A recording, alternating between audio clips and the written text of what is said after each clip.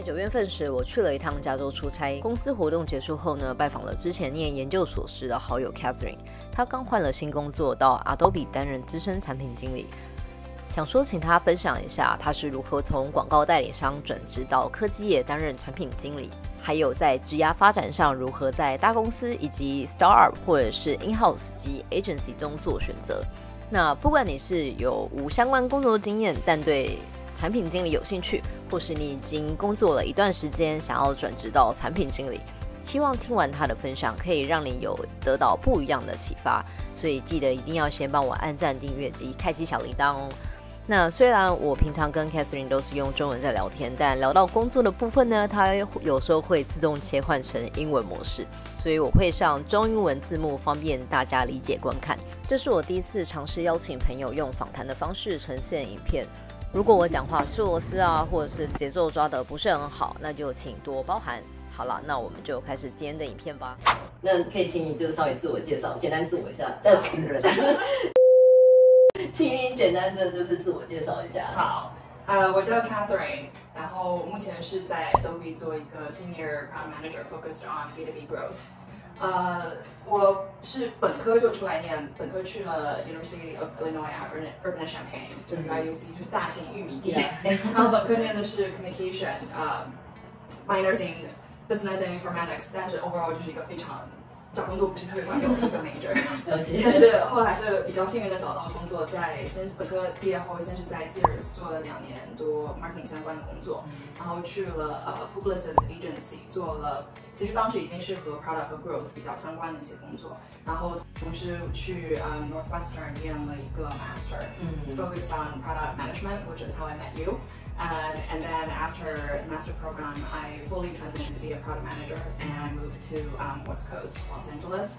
And I worked at a startup called Ritual for almost 3 years, a little over 2.5 years. And there I really grew a lot as a product manager. And just this year, around late May, June, came to Adobe as a senior PM. So could you share what is your daily routine job in Adobe and what is your role play in your company or your team? Yeah.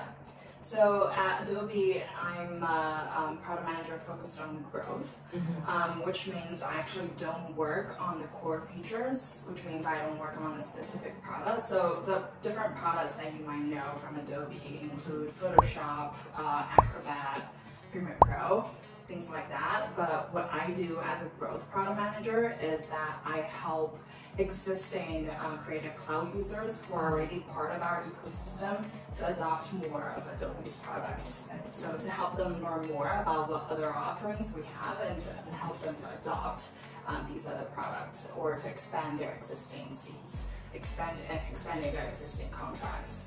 So I actually work very closely with different PMs across the organization. So for example, I work closely with Photoshop product managers to understand what feature they already have and what features we can leverage on our side to communicate to our users to increase the retention of usage of Photoshop. And another example is that I work with our commerce team. So the team who works on the checkout flow of Adobe, so how do people pay, how do people submit their payment information, things like that. I work with these product managers to reduce friction points along the funnel so that we can help, again, existing customers to buy more easily. Yeah. So it really looks at the end-to-end user journey within the existing ecosystem and what are some of the relevant touch points we can capture to communicate to our existing users and to help them learn more, engage more, and ultimately buy more of Adobe. Okay, so I have a question about the growth team, since I think that probably is a very new term in the tech company. So can I consider that growth team is a combination of a sales team and marketing team, or is it kind of different? It's kind of in the center of marketing and product. Oh, okay. That's how I would think about it, because yes, traditionally, if you think about how a lot of marketing do their sales, is that we send out blast email campaigns, right? We send out social media campaigns, we send out banners, we send out promotions, but to be able to grow more sustainably and really with less dollar invested is really think about how you can optimize your product, how you can think about optimize your funnel so that the purchase experience itself becomes so frictionless that all of the people who already have intent to buy can buy more easily, right? Yeah. So if you think about growth, and this is very common concept is thinking about it as a funnel, and then there's always the top of funnel, mid funnel, bottom funnel, and top of funnel is what a lot of traditional marketing did. It's really increasing awareness, right? Let's send out more emails, let's do PR, so let's get more people to know the brand. But once people get in the door, like they've already seen that, they've already came to the website, then how do we really keep this group of people and convert them as much as possible? That's what growth really does. So, and in that way, it's also like you're not just always taking more traffic, right? Like you're actually like exploiting the traffic that you already have as much as possible. So that's becoming a more popular concept in the product world in the past, say, like 3 to 4 years. So, could you share your past working experience, like what you have done before, and bring you what you're working right now? Like what kind of job you worked before? Since I know you before like we met, you used to do like marketing, not product manager. So I was wondering like what.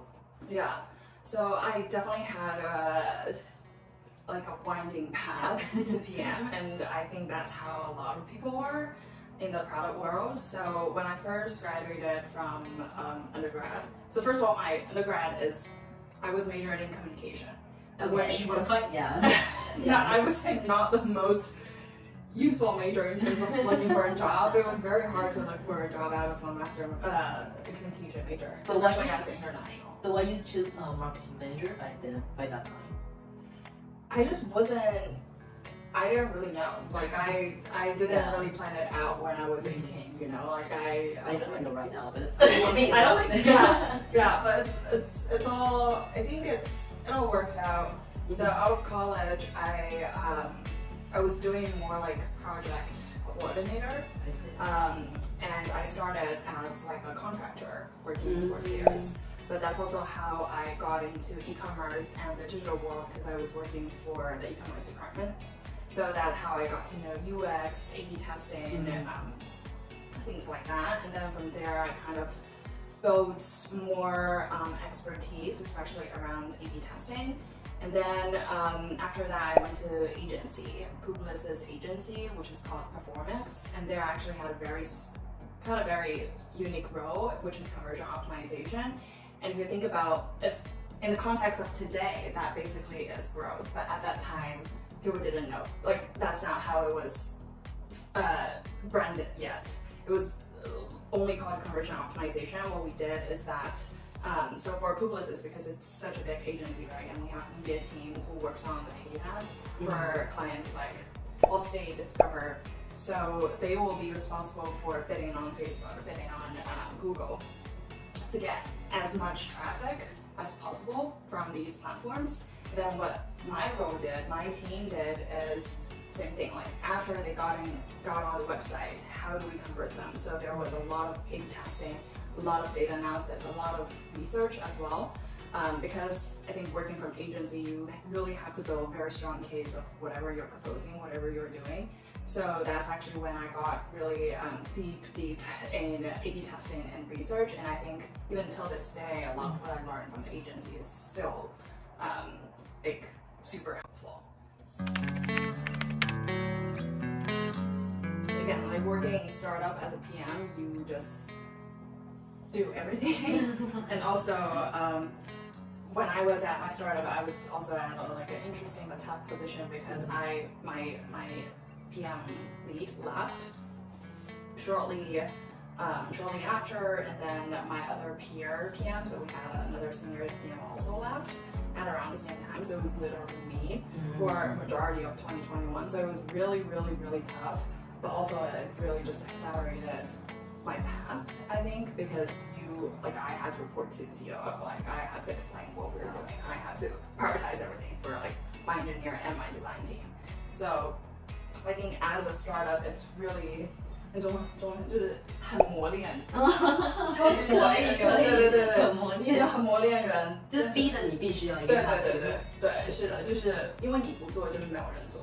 你不做这个 function 就是瘫痪了。呀，就是你要把那个责任挑起来，在肩膀上做。对，是。然后 versus 在大公司的话，真的就是 same like one product there can be 10 different teams working on it。So 你的 scope 就会小很多。然后，但是同时压力也不会那么大，因为就是责任大家平分嘛。对，不是只有你一个人。对。但是就是 con 就是你的 scope 会比，就我现在的 scope 会比我减小很多。所以我觉得就是大公司和小公司都是有 pros and cons 吧。然后，而且在小公司的话，你的确你做什么，或者说你说首先是你说了算。然后你做的东西很快也就能出成果。And well, like you'll see the result of it pretty fast. Versus big company, it's more about navigating through the system, and it can be very political as well. So it's more about people versus product itself sometimes at big company.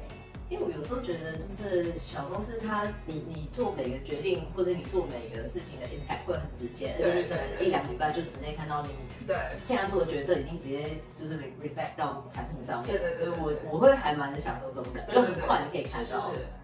对，我觉得是，就我现在也还是很 appreciate 我之前在 startup，哪怕在 agency 的经历也是，我觉得都是在重压之下，一般你才会成长得更快。因为你之前也在 agency， 然后你也在 in-house 工作过，那你可以分享就是你在 in-house 跟 agency 的差别，跟你觉得 pros and cons， 或是 any story you want to share？ 我觉得 agency 和 in-house 其实对我来说最大的差别是 ownership。就是 agency 是 you can come up with a lot of great strategies and 你一定是有更多的压力来自于你的客户，因为你就是不管做什么，you know it will be questioned.